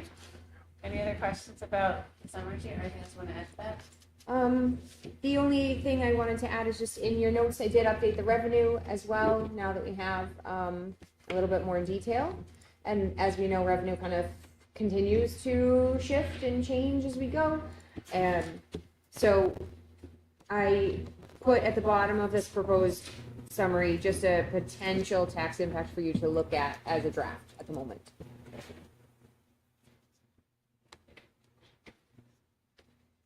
And just in case people are watching for the first time, can you remind us what the, in the approved contract for the teachers, what was the increase for the first year? The first year increase, I actually pull it up, and that way I have the numbers rather than my estimated numbers in my head. Just the percentage change? Oh, 4.75? Yeah, so Yep. they're coming lower than that. Yes. Great. Yeah. Thank you. All right, any other questions about this? There's a ton of information to go through as we think through the operating budget, but this is Rob. Do you need any other information? You're gonna talk about the budget tomorrow, right? Give them a soft picture as to where we're at Yep. for the actual presentation. So what the increase is, operations increase, salaries, benefits increase, the total percentage increase, and then what the tax impact is, I guess. I want to review that with you before tomorrow night, though, just make sure I've got that right. Reading The this. one you see on the budget summary is the tax impact proposed for next year, yeah, with this. Great.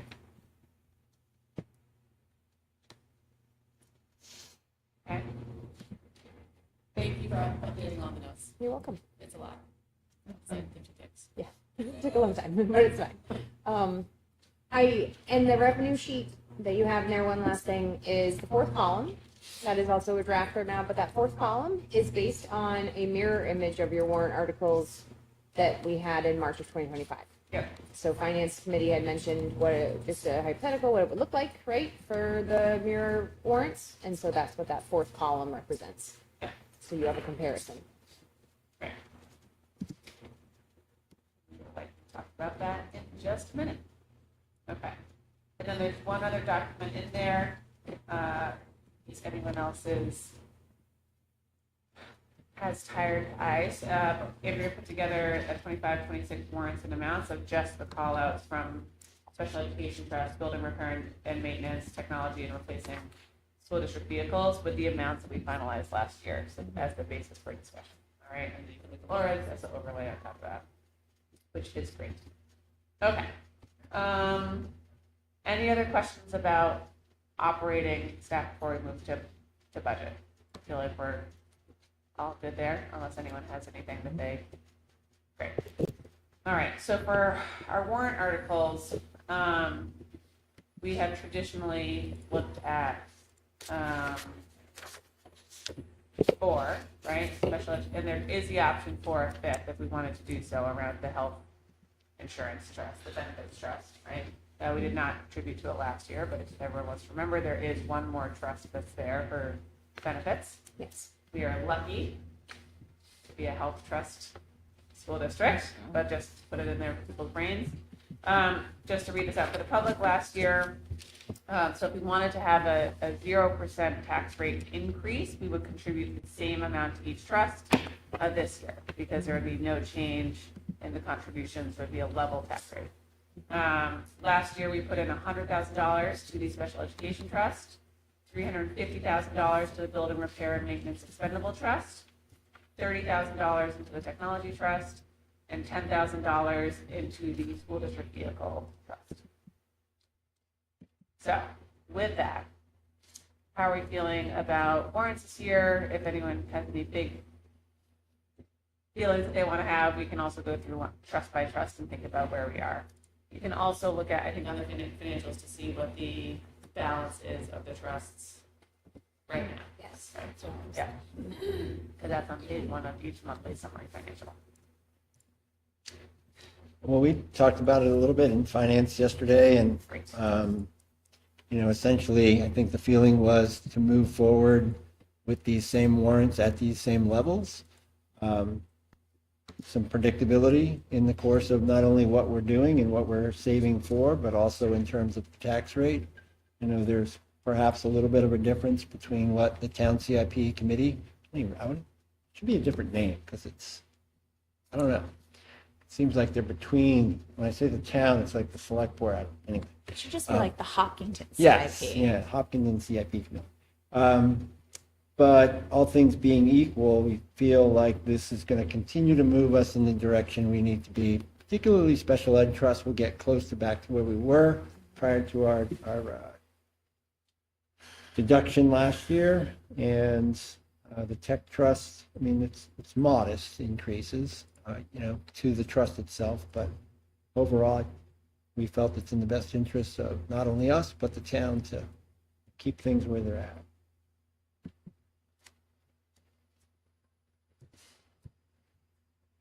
Okay, responses to that? It's my first time, so, Okay. I've always been in the bleacher seats, sort of. Right. I just want to reinforce, over the 5 years that we've been doing this, 6 years, there's usually been a lot of up and down changes in terms of what the warrants are. And it would be nice to see a pattern of predictability, because that helps the tax rate. It also says we've really thought about how much we need to save. And if there are going to be changes, they just be marginal changes, not drastic changes. So I think this is a good step in that direction. I think that that's a great point, and I think that's what we've tried to do a lot within CIP over the last 4 to 5 years as well. My only ask would be that if you, I know you guys haven't met as a CIP committee in the last couple of months yet, so if you guys talk through that with the feedback from Mr. Feller and anything that might have changed in conditions for the next year, if that 350 versus the 400, I very much hear you with a stable tax rate, and I think that that is excellent instinct. But that committee still has to meet, and so I'm open to feedback there from you guys. And from the budget committee as well. Yeah. Right. I think all those things. And then also I kind of wonder, is tech trust going to be 30 every year? That's another question that I have in my mind. But yeah, I think CIP, I can't remember when last time. It's been a little while. Yeah. So yeah, it would be good to get a little, but my only question is about that fifth potential warrant for, health trust isn't infallible. There have been issues in the past, and so I would just worry about not kind of thinking to the future there, in terms of what's the balance of the benefits? How much? 615, 615. Yeah. Zero, yeah. But I think part of the reason it is so low is because, correct me if I'm wrong, that trust is like very specific, and isn't this the trust that's super specific in what it can be used for? Because we wanted to use it for other, like, to be a little bit more broad in how we used it, and to use it a little more, not creatively, but to use it more thoughtfully. And as it turns out, because it is governed by an RSA. But it would be specific in terms of a fail-safe if. Right? I actually don't know. Yeah. We would have to look at the language. Yeah, we used it like 2 years ago, right? You used it at the end of the FY24 school year, you used it, 200,000 of it to offset the high increase that you received from Health Trust at that point. Yeah. Yeah, when it was very high, so you used it, to assist in taxes in that way. Yeah.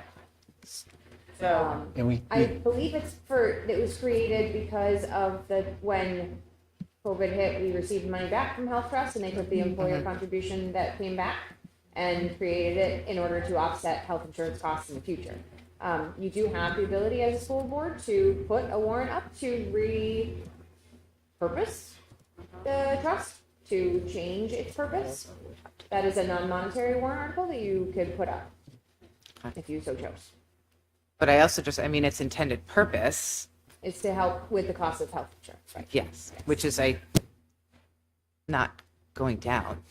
And I just worry about, a couple of years ago, Health Trust was in trouble. So I just think it would be maybe prudent to start putting a little, I recognize the tax impact, but. the only reason it was created was because we got that massive And you rebate, needed to put it so to someplace. speak. And then when we spent it, I believe, Laura, we had to spend it in the current year because we couldn't use it as revenue. So it ended up increasing our fund balance, which was another bit of odd things to explain to the universe. But we felt like we didn't want to draw it all down because we wanted to have that holding place there. Okay. I just don't want to be in a situation where we're hit, those school care Right. groups School are, girls, right. are, yeah, the two things I think about are both for the benefits and for the special education trust. We have 136, almost $137,000 in the special education. We'll be adding 100K. That accounts for 1 to 1.5 children moving in who need outpatient. absolutely. So Yep. maybe, I think it was just this morning in the Monitor that Concord is $3 million underwater just because of out of Right. district placements. Right. But that said, I think the other thing is that for benefits, with Concord, if those swings are going to be that big, we are going to have to. I don't know if what happened with school cares, if that's something that we should be thinking about this as part of an ability to think about proactive saving against these big swing ticket items, which is special education and healthcare. So I like what Laura said about maybe a non-budgetary warrant article that gives us a little more flexibility with this one. Yep. So if you folks could look into what the wording and language would be so that we could redefine this trust so that we perhaps a little bit more wiggle room there. And then maybe there's an opportunity with fund balance as we're making those decisions at the end of the year, or even going into the budget, that we do that. I would just feel better if there was a little cushion, just because we're seeing so many of these schools kind of, besides special education costs, the health insurance costs, they're wildly variable. And I also just I don't trust anyone or anything. So if that were to go under, well, I mean, it's also my insurance, right? That's the insurance I cover, and I worry about like what would happen if. Yeah. I think it's worth, I think everyone, we're not finalizing these warrant amounts tonight. I think if you're comfortable, I'm going to speak and everyone can respond to me.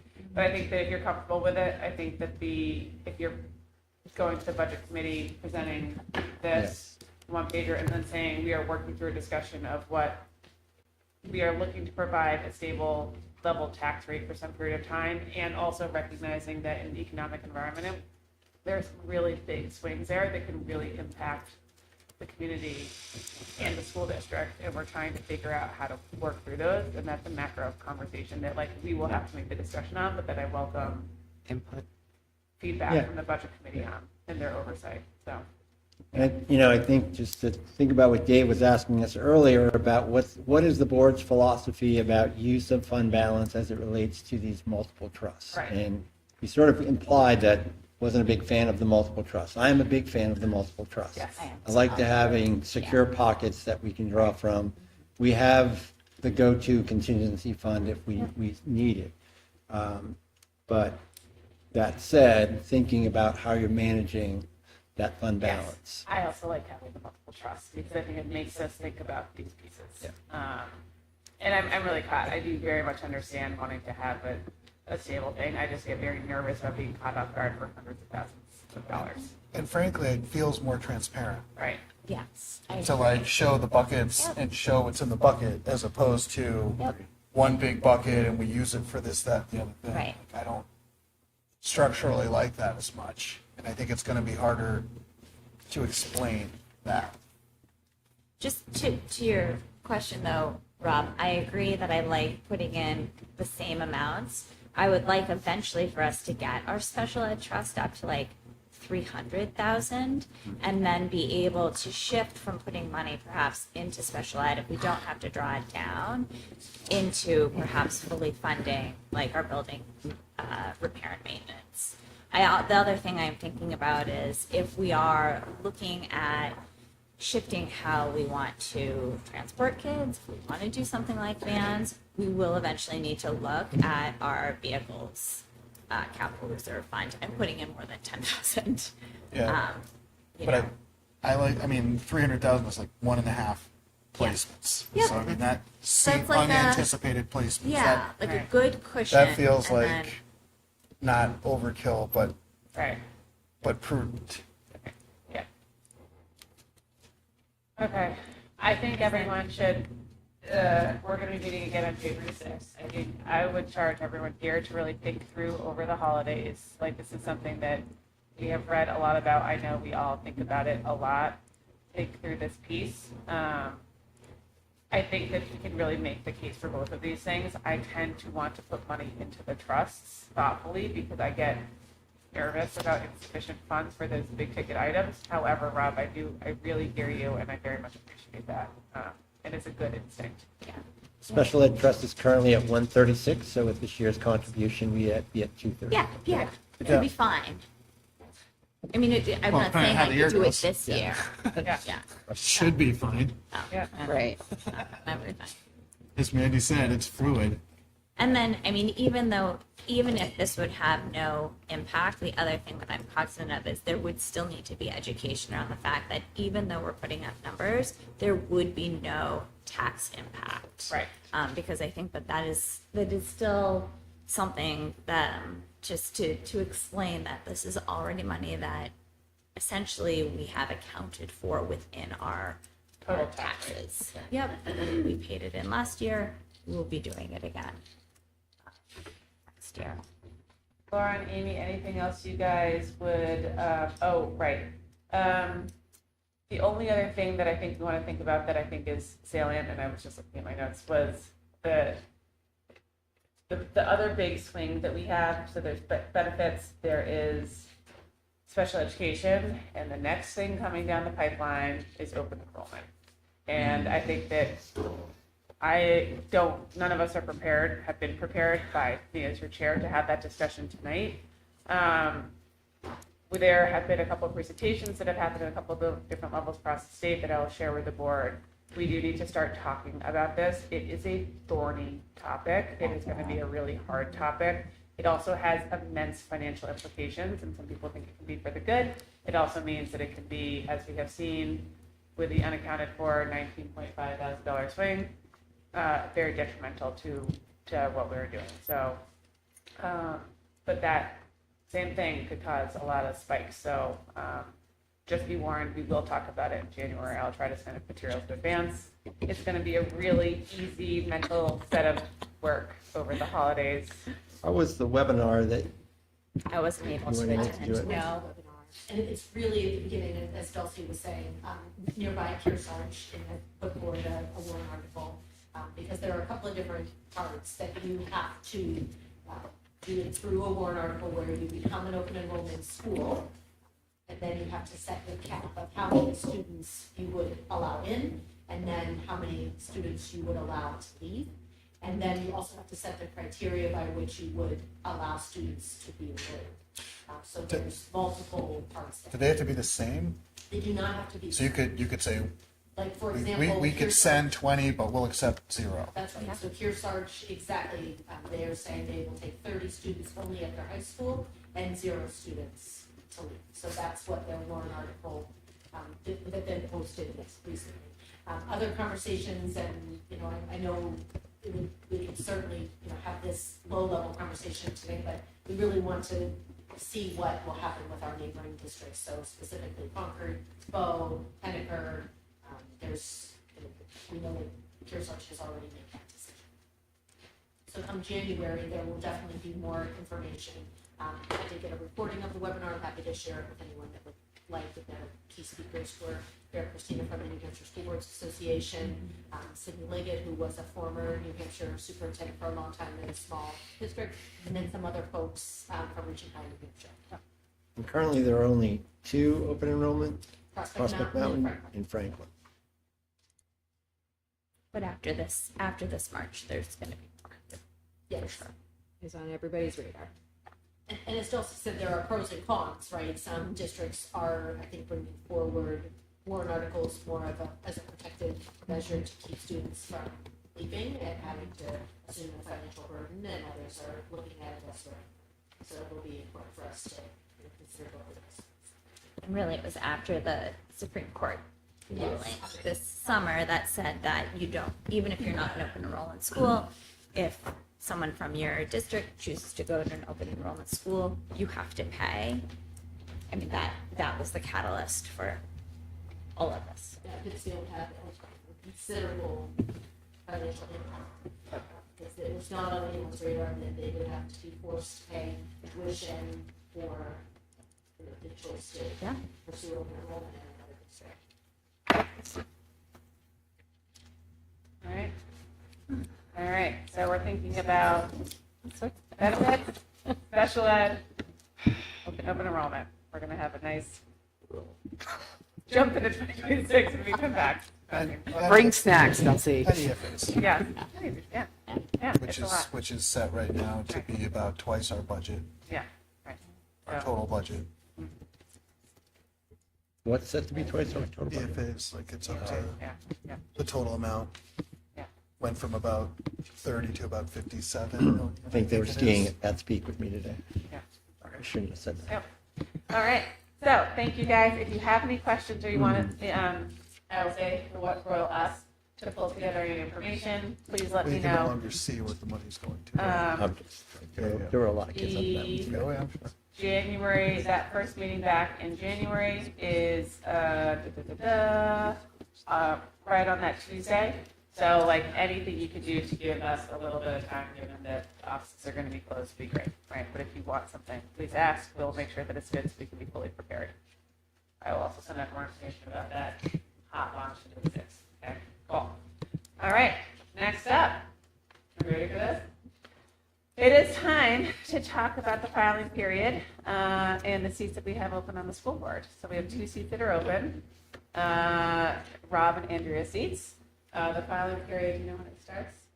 I actually didn't even look it up. Yeah, hold on. It's January. It's in January.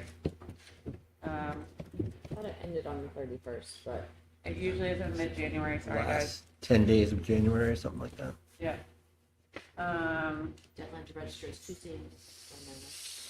Yeah, they might not have even announced it, but if you would like to run, I haven't seen it actually announced.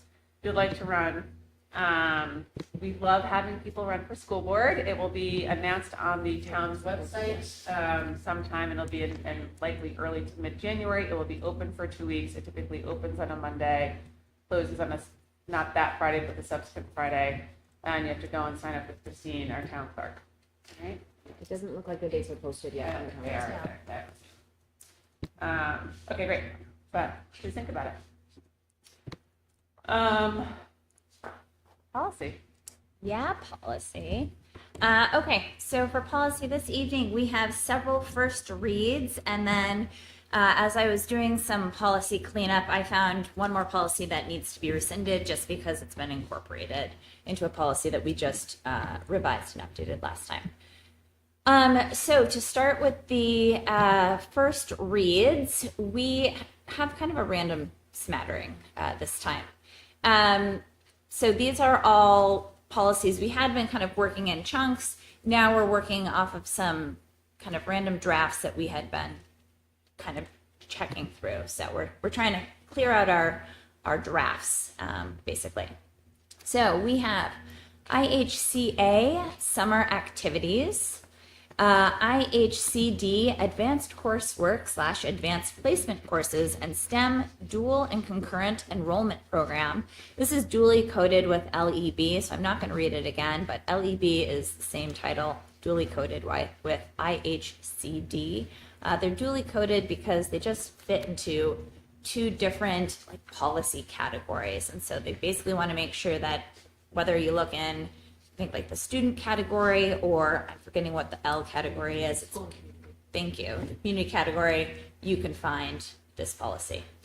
We also have policy JH, absenteeism, attendance, and truancy, and JLCC, head lice, pediculosis, which was formerly communicable diseases, which mostly focused on tuberculosis, I believe. Yeah, it did.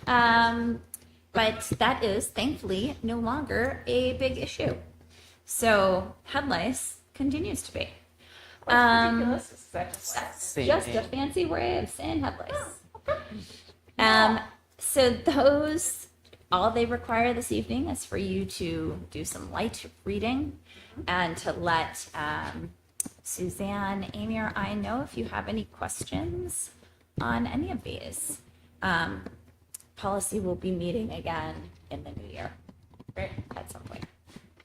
And then one that I do need a vote on tonight is INBC alternative credit options. So this policy does need to be formally rescinded by the board because it has been incorporated into policy IK, which, as you recall, we last revised and approved at our last board meeting on December 4th. So is there a motion to officially rescind policy INBC alternative credit options? So moved. Second. Great. Any discussion? All in favor? Aye. Any opposed? Great. Thank you for rescinding that. Thank you, guys. What a great group. Policy. I didn't see this before I was a mom, so. I mean, I sort of did, but didn't really think about it as a tactical thing. Okay, great. That concludes our business portion of the evening. I'm really sorry I've been up since 4:30. Laura, could you take us home for the first part of the consent agenda? Sure. Our personnel report tonight makes me chuckle a little bit. We have one resignation this evening. Kim Reel, who you nominated at the last meeting, has chosen to move on. So we have her resignation on here this evening. And then a current employee with additional contract, Mike Zahn, is going to be providing some Nordic ski student support for us. Oh, great. Yes. It's really great. Okay. That's it for the new hires. We do not have any donations tonight or Schedule B. And so we move on to our finance report. We do have the November financials in your folder. Thank you for allowing me a little bit of extra time to get these done, as I am down a person in the business office right now. It's been a little hectic. So when we're looking at November, we're kind of starting to really settle in. And so there's not a lot to identify in this financial statement. I do want to let you know our projected unassigned fund balance for the end of the year right now is $330,410.58. We do see that the tax rate was set, like I mentioned, on December 11th. So looking ahead, our December revenue comparison report will be updated and changed with our final numbers, both from the MS-24 and from the new tax rate setting. So we will have those final numbers, and our town appropriation, or our assessment that we receive from them every month, is going to actually go down a little bit from what we have projected. So that will go ahead and change. And then for food service, we are trending actually slightly a little ahead of last year, which is great. I do still expect a loss as you look towards it. Certainly the revenue does not match the expenses and the encumbrances that we're seeing, which is the payroll that we hold until the end of the year that we expect to pay them for their contracts. So I am thinking that we will be expending a good amount of the full $100,000 that's in our general fund budget. Can I ask you a question about that? Is there one school that does better, like who makes the most money, like other panel, who makes the worst, the least?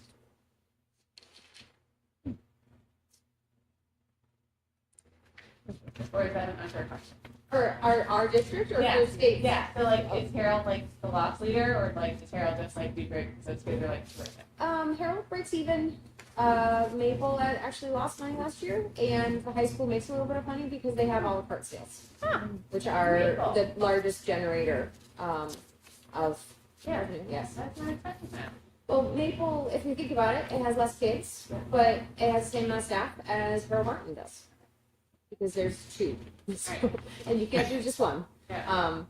So it actually has a larger overhead, Interesting. or the same amount of overhead for less sales. Okay, great. Well, Laura, we didn't get a chance to talk about this yesterday in finance. On the expenditure page, can you tell me or talk to us a little bit about 2150 speech, 2163 OT, 2190 people services that look like they're a little upside down? Yes, 2150 speech is a little upside down. We lost a speech pathologist who was an HEA member at the end of last year. We were not able to fill that position, so we have contracted that service. So unfortunately more expensive than what we had in the budget.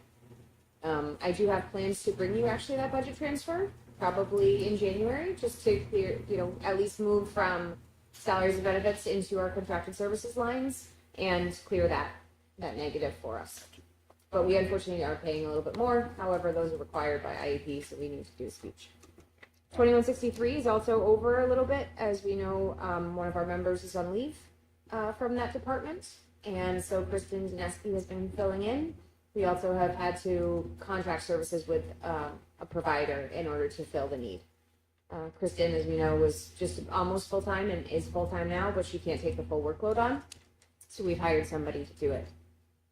This is just showing the trend of, unfortunately, it's more expensive to contract services than it is to hire in-house and hire our own employees. Back to the attrition point. Yeah. great. Thank you. You're welcome.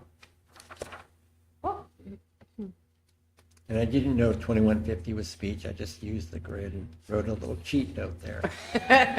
Sure. You don't have them memorized like Laura? No. No, he's Are you working on using it. your function key on page 2? I absolutely am. Yes, he makes it Side match. note. Working on being the best function key brochure of all time, keying it in a thing. Amazing. Thank you. That should be at the end of the year. No, we can do that. I think we talked about that. Okay, great. We did. Any other questions for Laura Taylor? Thank you so much. You're welcome. It's a lot. Busy time of year. Busy Yeah. time of year. I also will mention just with the trust funds, as we know, those numbers are pretty much the same as last year or last month. New Hampshire PDIP was purchased by another managing agency. PDIP is the public deposit investment pool, which is what the trustees of trust funds hold most of our expendable trusts and our capital reserves in. So it was managed by a new broker, which is all well and good. It just means that their portal is currently down, so I can't go in to get new numbers right now.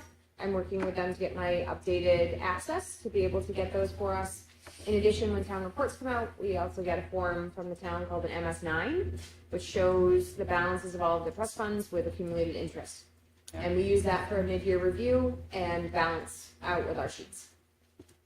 We'll also be able to see the new trusts. So the new trust you guys have created over the last 12 months will be on the MS9, Potmore Trust, and the David Shorey Trust.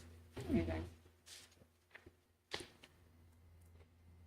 Anything else for Laura? You're welcome. All right, Amy. I just would, piggybacking on what Jonathan just said, this is a really busy time of year. I feel like every day there are, a variety of activities. When you go into the different schools, there are spirit weeks happening across the board. You can see everything from a reindeer headband to pajamas to crazy sweaters. So I just want to take this opportunity to thank the staff, the administrators, you heard from the directors tonight. There's a lot of work to be done, and I'm just really proud to be part of this team. Thanking the community for sending their students to school every day this week, and then recognizing that we have 2 weeks off. That happens every once in a while. It's like a unicorn year where you have those 2 full weeks. So it's a great time to spend with family, reset, recharge, and rest. So we are looking forward to welcoming everyone back January 5th. January 5th. That's wow. Very exciting. These spirit weeks are quite the household entertainment. My daughter called me tonight to ask if I had green pants because it's Grinch Day tomorrow at the middle high school. It's like, I do not. You're out of luck, babe. What size? Like, I could have gotten you some green pants. It's like, what? I don't know. She's like, do I have green pants? Well, all right, any other questions for, all right, Amy? All right, great. Do I have a motion to accept the consent agenda as presented? So, second. Okay, any discussion? You pick, Jody. I would second, it is a ton of work to keep students happy and focused this week when there's so much information, especially for the reindeer headers. So really appreciate it. Great. All right, all those in favor? Aye. Aye. All those opposed? Great. Carries. Thank you. All right, let's click back through our committees. Policy, do you guys have anything else? No. No. Great. CIA Meets Thursday. meets Thursday, that's exciting. CIP, you guys are meeting next week? Next week. Good. Are we meeting next week? I think so. January 6th? January, yes. January 6th, okay, great. Stage and Church meeting January 20th, right, Robert? I think that's on our schedule. EMC, we just met. We did. We did. We reviewed a wonderful letter from our superintendent, letting us know that we would be stopping the usage of single-use plastic in all of our cafeterias, moving to reusables, which is great. We were able to repurpose some additional funding from a grant that the EAC at the middle high school won. Thank you for sharing your bounty. That is really, really, really exciting. We're excited, and we just want to thank the students that it was really a student-led effort to switch from single-use plastic silverware utensils to actual silverware. Yeah. So if you have a student that is new for them, that's Mr. Harold Martin. Just reminding them to put those in the appropriate place to make sure that they're on. Yep. And also, it will be, just so everyone knows, something that's been recurring is that we get charged for if there's waste overages, so being able to reduce that is actually beneficial for us, which is great. So really appreciate it. We also talked about taking a look at policy and looking at some food service via drone tomorrow, which was great. So it was awesome. Finance, any other big I think we covered it already. Great. Wellness? Yes, it's we're meeting on Thursday. Great. We are competing in CIA. I know. 3 p.m. on Thursday, unfortunately, is the time that most could make it. And we are trying something new with a virtual meeting. Because we bring all 4 schools together, we're giving it a go with a virtual meeting to see if maybe that will increase our participation. Just like COVID times. Right, that's what they were. I attended many a wellness meeting virtually.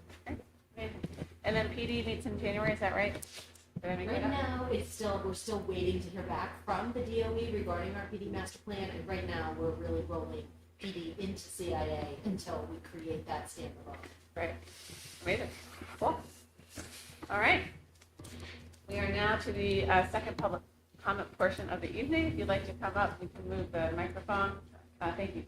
Good. Thank you. Wasn't literally, but please state your name and address, and we keep your comments to 3 minutes. And as a reminder, there are letters that are posted from former alumni in support of forming a collaborative agreement with Bishop Brady for April 14th. Anyone else? Okay, all right, guys. All right, rounding the corner here, any other old business or other business? Just a reminder on the security redesign, we have the interviews on Thursday and hope to select a construction firm the following Monday. And the public hearing is scheduled for the 6th. Which will be before Which this is meeting our- at 5 p.m. One thing that we did learn is because there are two different funding sources for that project, we have to have two separate public hearings. But they would be back to back. But it is a public hearing per funding source, just as it's a public hearing, a vote for.